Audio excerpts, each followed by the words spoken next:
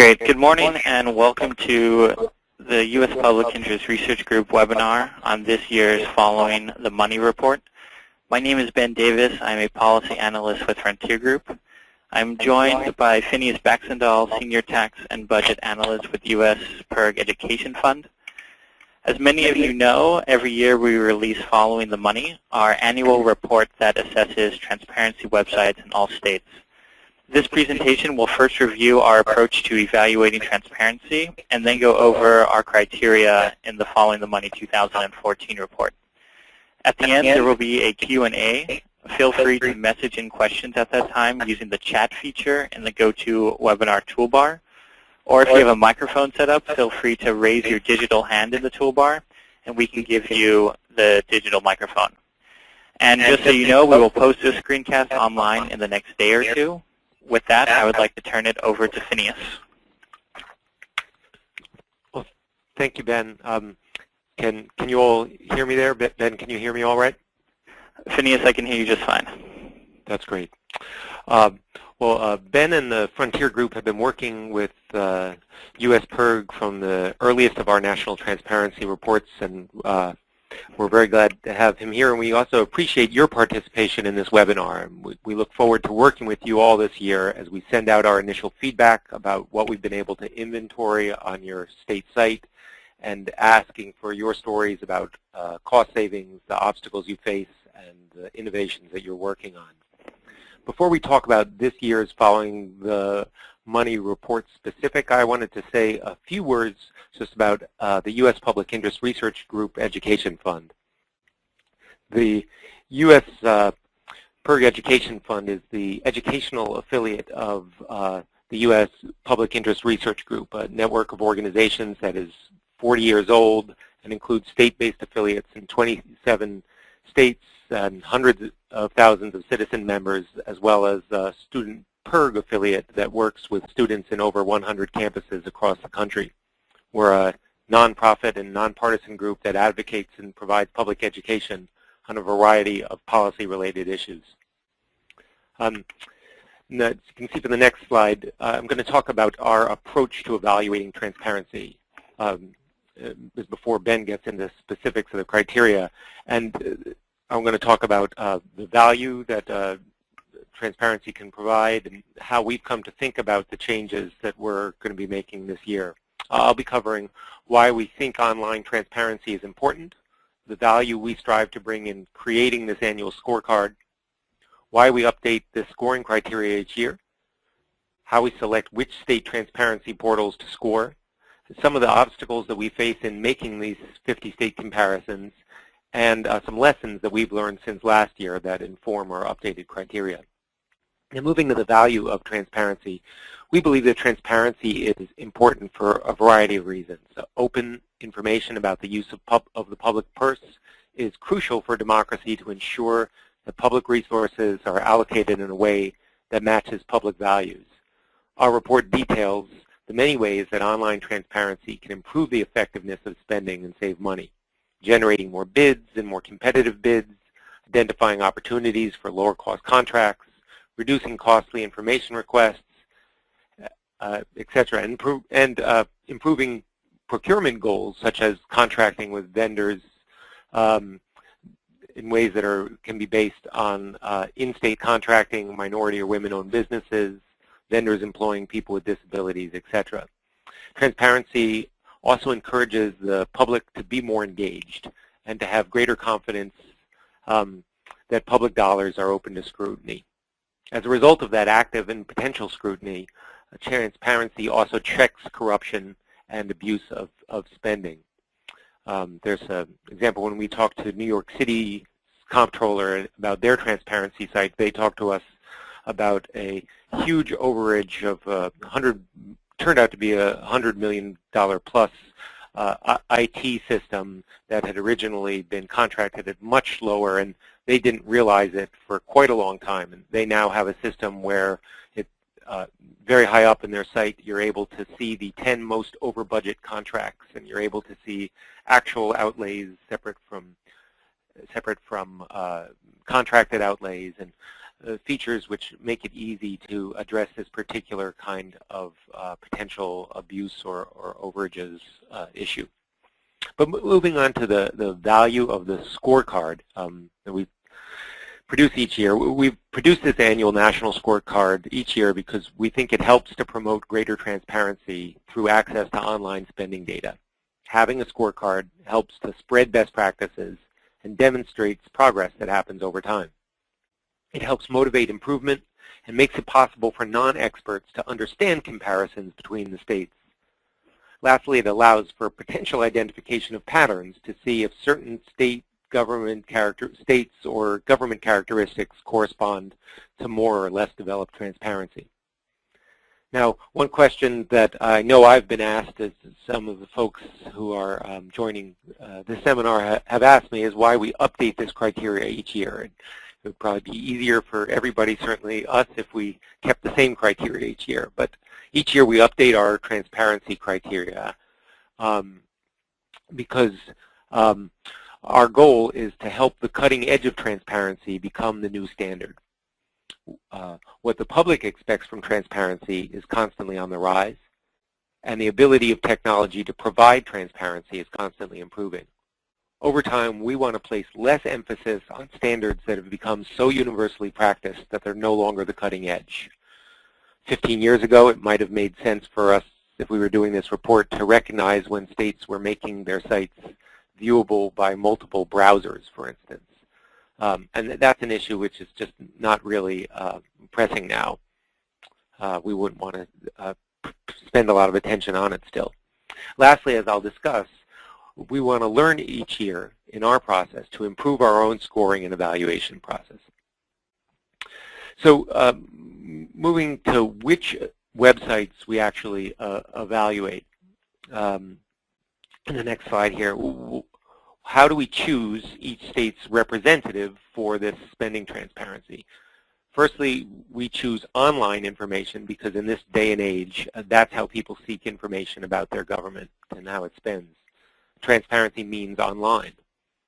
Second, we think of these websites as transparency portals. That is, citizens shouldn't need to know beforehand what it is they're necessarily looking for, and they shouldn't need to have a collection of separate web addresses where they know how to find different types of information in different places. We evaluate based on what can reasonably be reached through a single portal. We seek to evaluate the best scoring site also in each state. So if there's more than one transparency site, we will score them separately and then choose the highest scoring one to include in the report. We want to help you put your state's best foot forward. Moving to the next slide is the obstacles that are faced in making these trying to make sound comparisons. There are trade-offs that we face in updating this evaluation criteria each year. The first is that we need to have standardized protocols that yield completely objective decisions for which any visitor would arrive at the same kind of conclusions and the same score looking at that same website. The easiest way to do this is with very simple rules applied completely uniformly. On the other hand, we recognize that there can be alternative ways to achieve the same kinds of functionality. We don't want to dictate certain kinds of menus or vendor formats, for instance. We also want to be flexible enough to recognize when a state has found another, perhaps superior way to make information open and accessible. We sometimes make tweaks in our protocol to be able to recognize these kinds of unanticipated issues. And it's why, frankly, we need to reserve some right to make those adjustments. It's a reason why we hadn't done a webinar like this before, is that we really want to avoid a situation where we tell you anything that ends up not being true.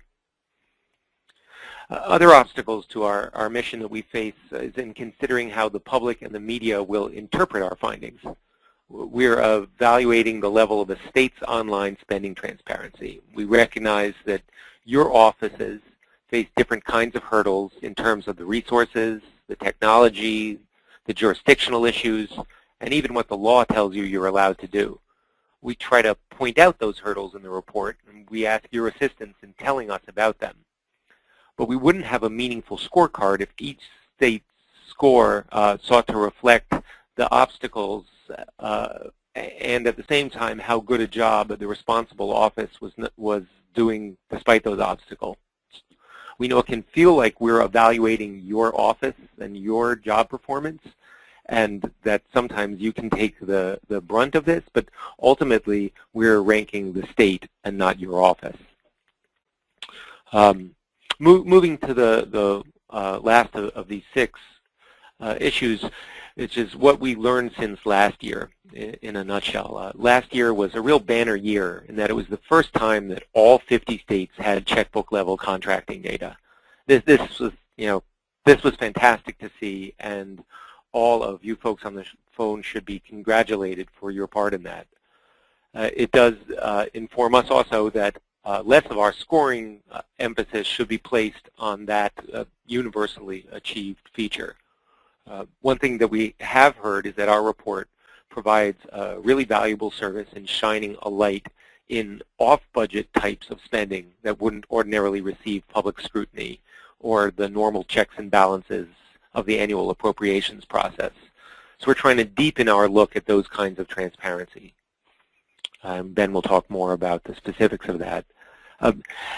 Based also on the potential misunderstandings by the media, when a state's score goes down merely as a result of the updated standards, we really want to make sure this year that we are being as clear as we can at pointing out where the functionality of a site itself has not been downgraded and may have even increased incrementally despite the reduced numerical score. And lastly, we realize that our focus on the information that is on state websites can miss out on a consideration of the information that might be missing from those sites. We'd like to recognize where states are being open about what kinds of data are not included, as well as what kinds of data specifically are included. We want to recognize that also, all else equal, it is better to have more departments, more types of spending included for within the larger universe of potential data to include in these sites. So that concludes the background, and I want to hand this back over to Ben Davis at the Frontier Group to talk about the specific criteria in Following the Money 2014. Great, thanks, Phineas. So, as Phineas said, I want to spend some time speaking about what exactly the criteria will be for next year's report. I'm always pleasantly surprised to see all the updates made to transparency websites. In the couple of weeks after we send out our initial assessment, usually in January, and by sharing the criteria with you a couple months beforehand, we hope to jumpstart any changes you would like to make to your state's transparency website. So this year there are 4 main criteria, and they are contracts, quasi-public agencies, economic development subsidies, and tax expenditure reports. I'm going to go through these and their sub-criteria one by one. So for contracts, there are 4 sub-criteria: checkbook level, searchability, completeness, and bulk downloadable. First is checkbook level spending. What we're looking for is a database or a list of individual payments made to individual vendors, just how your personal checkbook would look. So you would see the name of the company receiving the payment and the amount paid. And then the best practice is also, just like a checkbook, is to include the date of the payment, though in our criteria, the month or the year is all right too. Every state, as Phineas said, has an online checkbook. That was something we achieved last year. So I think most people joining this call are familiar with this and know what this is. In order to receive full credit, the payments made to vendors must be in a list or database. Systems where users must open up the actual contract to see how much money is paid will not receive full credit. And the reason being is that having the spending data as a list or in a database is just more user-friendly. A lot of contracts can be confusing and hard to understand, especially if you are not an expert in the field. and we want this information to be accessible to every resident. Searchability. This criteria is the same as last year, so users should be able to use a search interface to sort through various payments made to vendors and pull up a specific list of payments. In order to receive full credit, the checkbook must be searchable by the name of the recipient, by the keyword, and by the purchasing agency. We'll likely award credit again this year for the keyword subcriterion if users are able to search by the fund that the money came from. Users must be able to search for the full vendor's name. So being able to only search by the first or the first and second letter of the vendor's name will not receive full credit. And being able to make searches with Control F or a search tool built into Acrobat or something like that will not receive full credit either. Users should be able to make a search and then see all the results of that search. That being said, whether the checkbook is searchable through a search box or a drop-down list, both are good practices and will receive full credit. If the platform uses search boxes, there should be a separate search box for the vendor's name, a separate search box for the keyword, and a separate search box for the purchasing agency. Completeness. All right, this is a new criterion this year. One of the biggest critiques of state transparency websites is that they only shine a light on a portion of state spending. Though this is the case sometimes, I know that many on this call have worked pretty hard to shine a light on all state spending, regardless of payment size and regardless of purchasing agency or regardless of legislative appropriation. And this completeness is something that we would like to highlight and promote. The one exception here, so we think that all spending information should be available. The one exception here is for confidential information. For example, a payment to a security contractor for clandestine responsibilities. In these instances, by all means, keep confidential information confidential, but it's a far better practice to redact the names of the recipients or redact the names, or redact the details on the project. It's a lot better to do that than to redact the amount of the payment. And in instances when a vendor name is redacted because of confidentiality, it's best to provide the reason for the confidentiality in lieu of the vendor name. So what we're looking for is a statement or a graphic that lays out what is available in the contract checkbook and what is not. We are still figuring out the best way to operationalize this, but one way is to do something that Virginia has done. I'm going to give a quick second for the slide to load. So here you can see that the transparency website data point states that it lists 100% of all state spending through contracts. You can see that at the bottom there, it's a simple statement, shows what proportion of state spending is online. Here is Massachusetts. Here Massachusetts has provided a graphic on what is available on the website and what is not. And it's great that Massachusetts has taken action to put the clear majority of payments online. There are a few shortcomings with this, though. First, it's currently ambiguous to visitors if payments in the MARS system cover all state agencies or just a select group, or if payments are just for executive agencies, or if they also cover the legislative spending. So fixing this is relatively easy.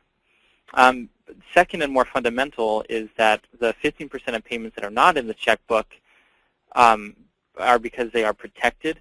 These payments should ideally be part of the checkbook, but with the vendor names or other proprietary information redacted. Moving on to bulk downloadable, this is the last subcriterion under contracts.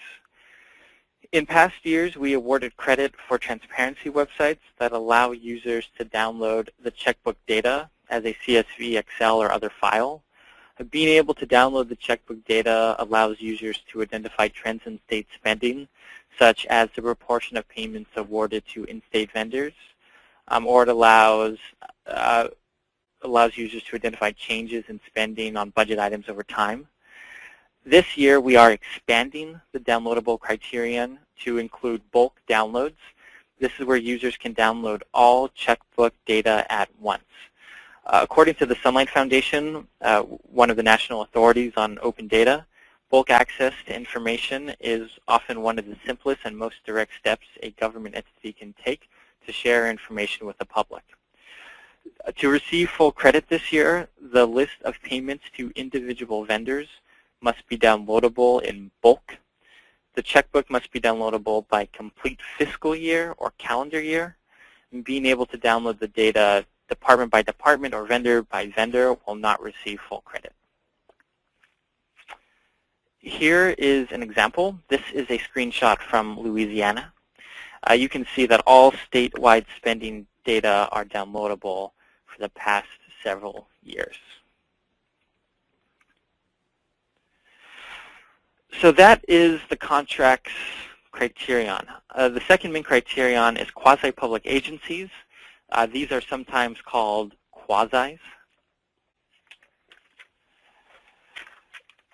These agencies are independent government corporations that are created through enabling legislation to perform a particular service or a particular set of public functions. And over time, quasi-public agencies have taken more and more responsibilities away from conventional government offices. The Maine State Housing Authority, the Massachusetts Bay Transportation Authority, and the Nebraska Corn Board are examples of quasi-public agencies. Because quasi-public agencies typically collect fees or other forms of their own revenue, they do not rely solely or even significantly on an annual appropriation from the legislature. And as a result, these expenditures often fall outside the official state budget and are difficult to scrutinize without strong transparency. For these reasons, it is especially important that the contract payments made to quasi-public agencies are included in the checkbook tool. So that is the quasi-public agencies criterion. Let's move on to economic development subsidies. There are 4 sub-criterion: awards to companies, downloadable, intended public benefits, and actual public benefits.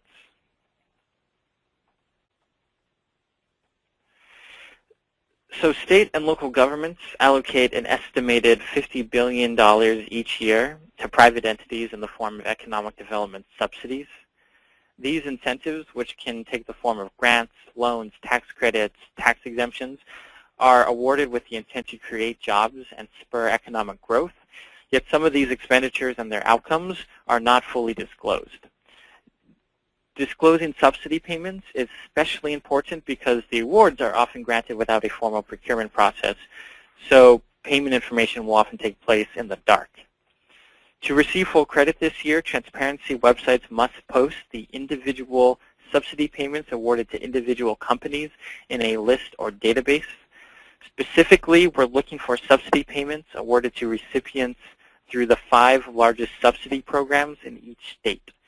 Good Jobs First, a national nonpartisan organization that has compiled the largest database of state subsidy awards, will be coming out with a list of the largest subsidy programs in each state, and we intend to use this list for this criterion. If a state has only 3 or 4 large subsidy programs, we won't dock points, but we'll likely weight the other programs more heavily. If a transparency website does not post subsidy information itself, but rather provides an obvious link to the economic development website that contains the database or list of subsidy payments, we will award credit for that as we have in past years. Downloadable subsidy information. So similar to how states' contract data should be downloadable, the list of subsidy recipients and subsidy amounts and other subsidy information should also be downloadable. Similarly, we will be assessing if the 5 largest subsidy programs in each state fulfill this criterion. Intended public benefits. So these subsidies are awarded with the explicit goal of growing the economy, and to make sure that the economic growth delivered by companies is worth the tax dollars, citizens should be able to monitor that the specific public benefits intended to be produced by each company, they should just be able to monitor what these benefits are. And whether it is job growth or job training or increases in wages, the intended public benefits should be part of subsidy agreements. And citizens have a right to be able to see the details about this online. The last sub-criterion under economic development subsidies is actual public benefits. When a company receives a subsidy and delivers on the economic growth, such as a specific amount of job creation, it should be reported so decision makers can assess the subsidy programs. That way, resources can be directed towards more successful programs and be directed away from programs or companies that fail to deliver. Ideally, website users should be able to see the number of jobs actually created right next to the number of jobs intended to be created for each subsidy recipient. A related best practice is to post online the instances of development funds recouped from companies that fail to deliver on the agreed upon economic growth. This will be extra credit this year. Here's a screenshot of Indiana's Economic Development Subsidy Checkbook tool. You can see the recipient company, the amount, the program, and you can see some other useful information. I think one of the great aspects of this website is that it allows users to download the data for offline analysis. You can see the Export Contract Details button in the top left of this screenshot. And then if you click on the project ID number in the first column, the website directs you to a page with job growth numbers and other useful information about just that subsidy payment. I think one of the good things about this website is you can download the actual copy of the subsidy contract, which isn't necessary for full credit this year, but it's definitely a great practice.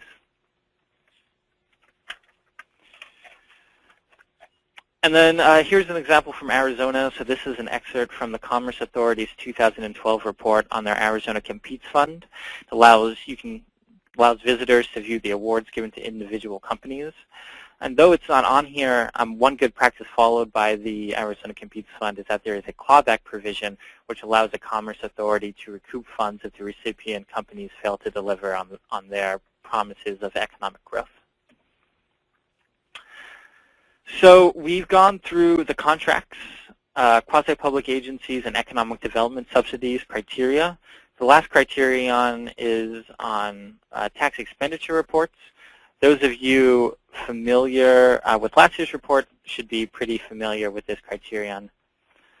Tax expenditures are subsidies bestowed through the tax code in the form of special tax exemptions, credits, deferments, or preferences. Once created, tax expenditures can escape oversight because they do not often appear as state budget line items, nor do they often require legislative approval to renew.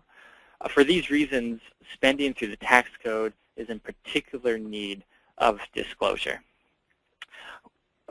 One of the best practices here is to provide a link from the transparency website to the tax expenditure report, which details the state's tax expenditures with the resulting revenue loss from each program. This year, full credit will be awarded for being able to easily download the tax expenditure report from the website and for the tax expenditure information for 5 years being contained in the reports. So that wraps up the grading criteria that will be in Following the Money 2012.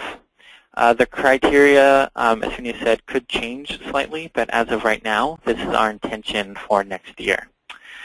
The last thing is that Phineas, our affiliates in various states, and I would like to extend ourselves as resources to you in whatever way possible. I know that among those in attendance today, there is a lot of hard work going on. So if there's some way we can help, such as clarifying anything said in this webinar, or discussing these issues with other public officials or journalists in your state, or anything else, please let us know. Thank you. So we, at this point in time, we would like to open it up for questions. So please feel free to message questions in with the chat feature in the toolbar. Or if you have a microphone set up, please raise your digital hand. It's a little yellow icon in the toolbar. And we will give a minute or two to let questions come in. And I'll just note at this point, this is Phineas Baxendall, that this entire presentation will be posted on the US PIRG website. So if there's something that somebody missed and wanted to hear again or see again, there'll be an opportunity to do that and scroll through this again. Also, at one point or another, we referred to the upcoming 2012 report, and we meant the upcoming 2014 following the money report, of course.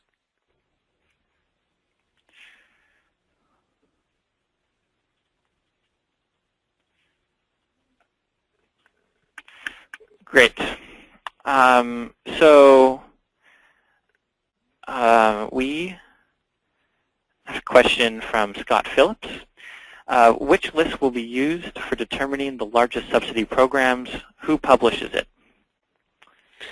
So Scott, that's a great question. The group Good Jobs First, they've compiled a list of over 250,000 different economic development subsidies and have spent quite a lot of time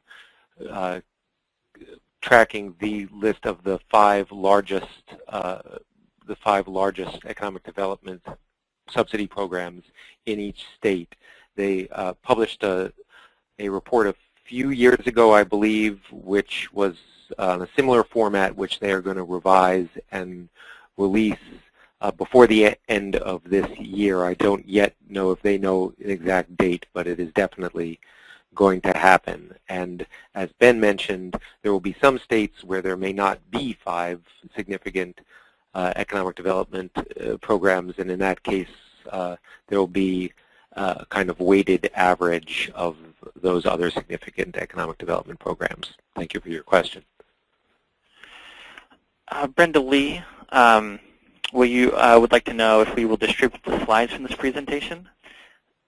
As soon as you said we're planning on posting the screencast, we can definitely post the slides too. If people are interested, that should be no problem.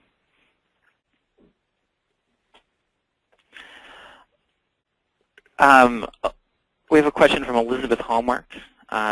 She is wondering if we could review the timeline for our next report, for our next Following the Money report. Phineas, I can answer this if you'd like. Go right ahead. Go right ahead. So, Elizabeth, I'd be happy to send you an email afterwards with more specific dates. I just don't have them right in front of me. But we are intending to release the report in late March or early April in 2014. In about mid-January, we should send you our assessment of the features that are on your website and the features that are not on the website. And we usually give about 2 weeks to get responses back. That usually happens in about mid-January. The report is released in late March or early April, and then we're going to start assessing the websites in early January after the start of the year.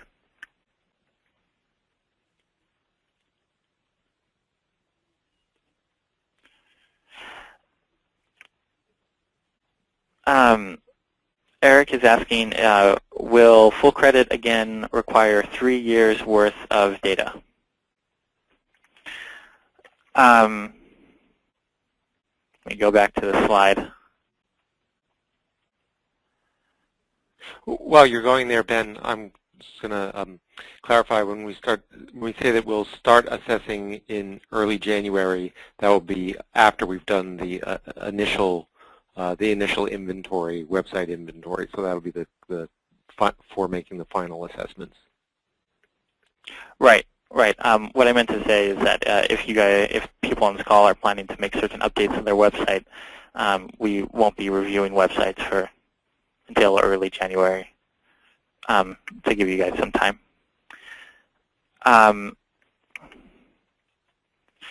So to answer your question, Eric, this year we will not be. It's not our intention to have one of the criterion be for historical data. It's definitely still a good practice that allows people to track spending over time. But this year, it's not our intention to have that be one of the criteria.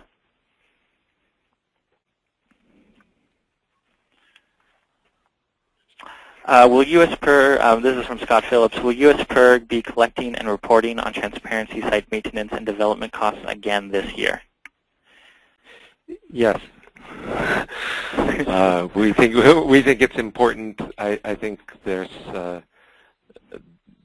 are misconceptions about how expensive this can be. I mean, sometimes it is, particularly for a smaller state, significant, but people can have unrealistic notions of how expensive it can be to do this, and so it's important to be able to show what it actually costs so that states can make clear kind of cost-benefit decisions about whether it's worth a particular level of investment.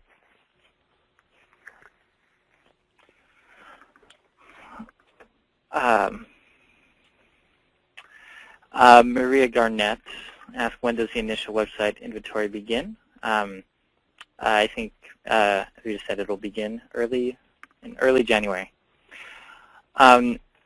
Anita Ward, you have your hand raised. I'm going to go ahead and unmute you. Phil, and never mind, you put your hand down. We're going to give another minute to see if there are any last questions, and then we'll wrap it up.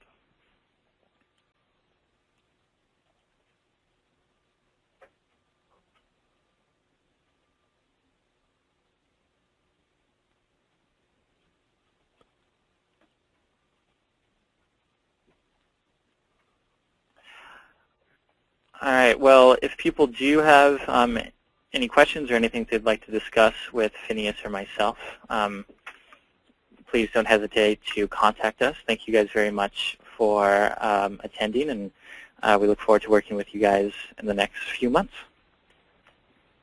Yes, thank you. Great, thank you.